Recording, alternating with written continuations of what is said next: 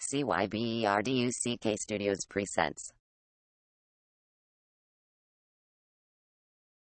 My name is Angel. I'm the youngest of three boys, all born and raised in San Jose.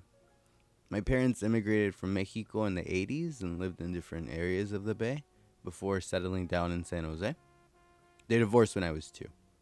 I'm currently living with my mom and stepdad in my childhood home, and as of today, I'm working my dream job in a city council office. I enjoy reading political theory, playing competitive Pokemon, and making mixed drinks with gin.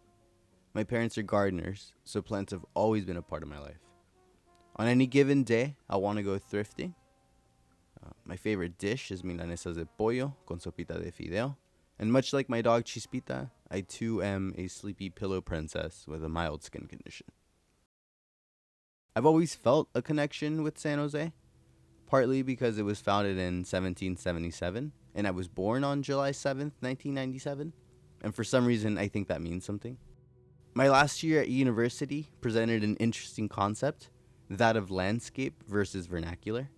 There's this idea that power in modern times is abstractly found in the city's skyline and network of capital. In contrast to that exists vernacular, a more intimate language of experiences shared by folks of low-lying residencies.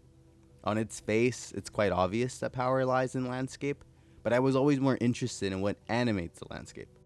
That's why I really like making collages. I like creating spaces that can manifest feelings, recall emotions, spaces that at any given moment can invite you in so you can animate them.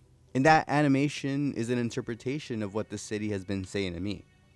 Things like Valley Fair as an ambitious pink-washed power bottom, Bank of Italy as a seriously stoic man who cruises in bathrooms, City Hall as that lipstick lesbian who keeps up with fashion trends, the neon signs of San Carlos Street reminding me that 80s fashion and fonts are forever. Things like knowing that East Side folks don't drive dangerously, they just know where they're going. It's all part of the city's vernacular that I've picked up on. One of my favorite landscapes is San Jose's waterways. My brother took me to the Guadalupe River once on a bike ride when I was young, and ever since I was obsessed. I tried to go as many times as I could to make potions and just kind of sit near the water and hang out. I remember fully realizing that I was gay when I would hang out there.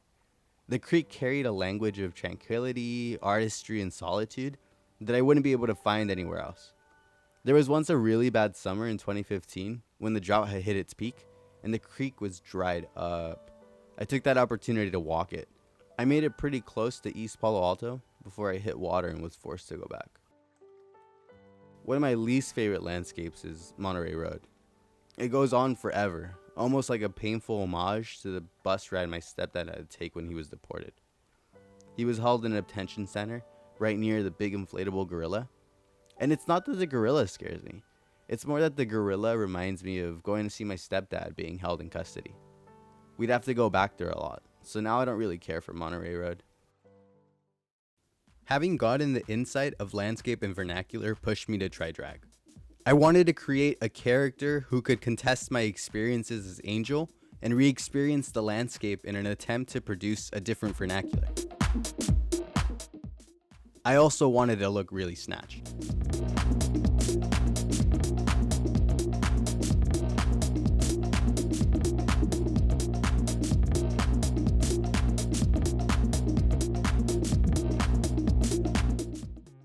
Beyond being a study of gender and art, being in drag served as a lens.